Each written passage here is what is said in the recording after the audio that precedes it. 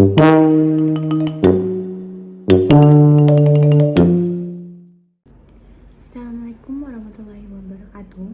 Perkenalkan, nama saya Jessica Olivia dengan NIM 40122111093 dari kelas 4C. Di sini saya akan menjawab pertanyaan, yaitu apa saja konvensi-konvensi internasional yang telah dilanggar dan bagaimana penyelesaian persoalan tersebut terhadap link yang sudah dikirimkan. Kapal tanker minyak miring di Teluk Parai mengalami krisis minyak yang berpotensi mengancam keselamatan kapal dan awaknya. Dalam situasi seperti ini, penting untuk memahami konvensi-konvensi internasional yang telah dilanggar dan bagaimana penyelesaian persoalan tersebut dapat dilakukan.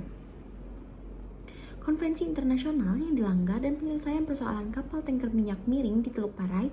Konvensi internasional yang dilanggar yaitu insiden kapal tanker minyak miring di ambang tenggelam di Teluk Parai berpotensi melanggar beberapa konvensi internasional, antara lain yaitu yang pertama, Konvensi PBB tentang Hukum Laut atau UNCLOS 1982 pasal 211 melarang pelepasan zat berbahaya ke laut yang dapat membahayakan kesehatan manusia, kehidupan laut, dan lingkungan laut.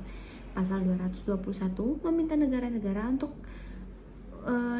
pesisir untuk mengambil langkah-langkah yang diperlukan untuk mencegah, mengurangi, dan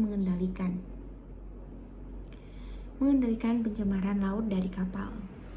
Konvensi MARPOL 73 atau 78. Lampiran pertama mengatur pencemaran laut dari minyak dan hidrokarbon lainnya.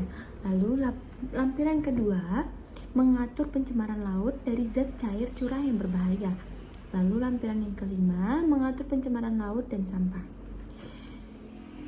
Konvensi SOLAS atau Safety of Life at Sea. Bab 3 menetapkan standar keselamatan untuk konstruksi, peralatan, dan operasi kapal. Bab 5 mengatur pencegahan kebakaran dan pemadam kebakaran di kapal. Penyelesaian persoalan kapal tanker minyak miring di Teluk Parai membutuhkan upaya multi pihak dan terkoordinasi dengan fokus pada beberapa langkah berikut. Yang pertama, mencegah tenggelam kapal. Operasi penyelamatan yang dimana tim penyelamat harus dikerahkan untuk mengamankan kapal dan mencegahnya tenggelam. Lalu, transfer muatan. Jika memungkinkan, muatan minyak harus dipindahkan ke kapal lain untuk mengurangi risiko tumpahan.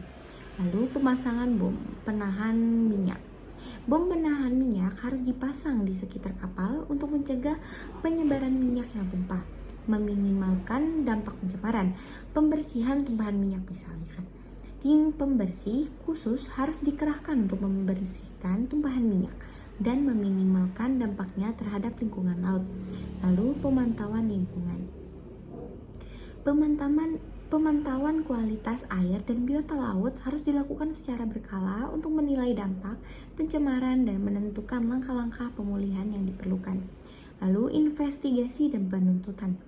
Investigasi menyeluruh harus dilakukan untuk menentukan penyebab insiden, mengidentifikasi pihak yang bertanggung jawab, serta mencegah terulangnya kejadian serupa di masa depan.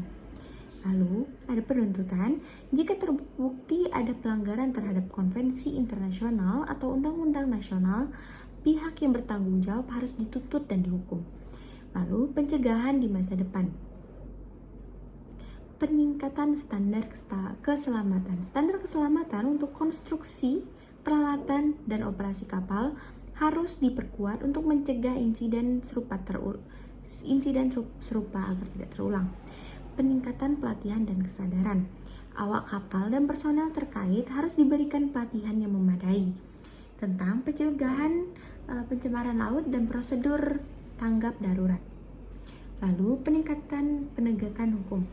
Penegakan hukum terhadap pelanggaran konvensi internasional dan undang-undang nasional terkait pencemaran laut harus diperkuat. Di sini insiden kapal tanker minyak miring di Teluk Parai merupakan tragedi yang dapat berakibat fatal bagi lingkungan laut dan juga kesehatan manusia.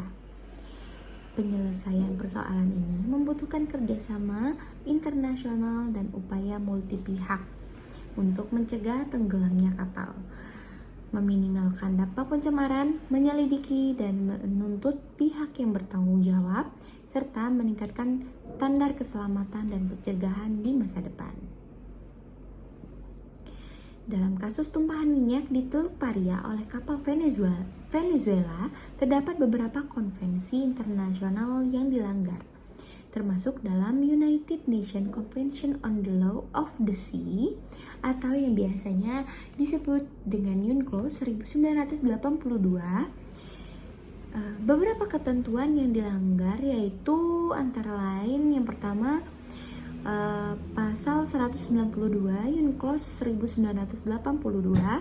Pasal ini menegaskan kewajiban negara-negara untuk mengambil semua langkah yang diperlukan untuk mencegah, mengurangi, dan mengendalikan pencemaran laut dari sumber-sumber yang berada di bawah yurisdiksinya.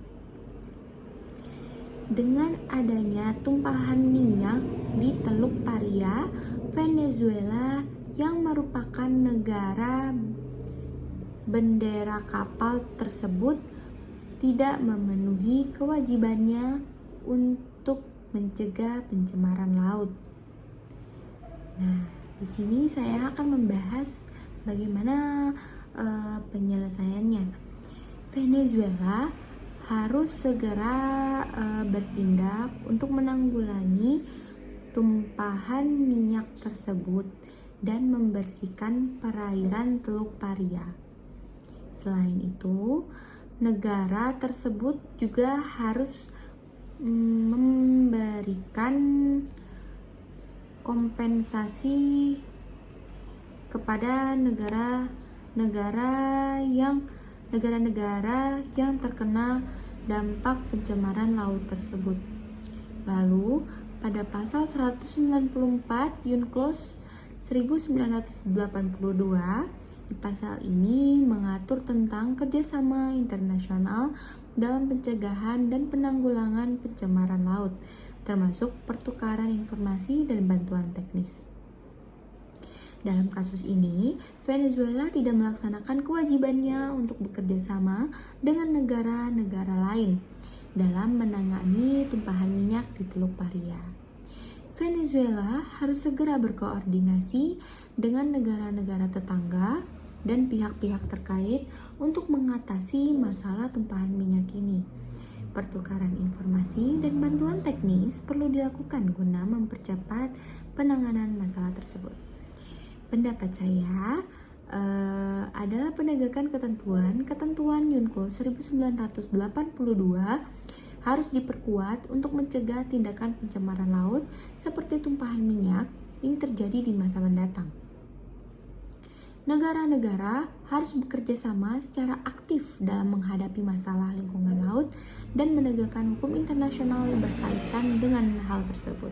Selain itu, kesadaran akan pentingnya perlindungan lingkungan laut juga perlu ditingkatkan di kalangan masyarakat dan stakeholder terkait agar kejadian yang merugikan lingkungan seperti ini bisa diminimalkan.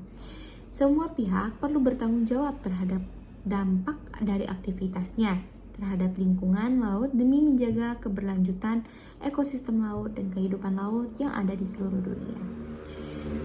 Sekian dari saya pamit undur diri. Wassalamualaikum warahmatullahi wabarakatuh.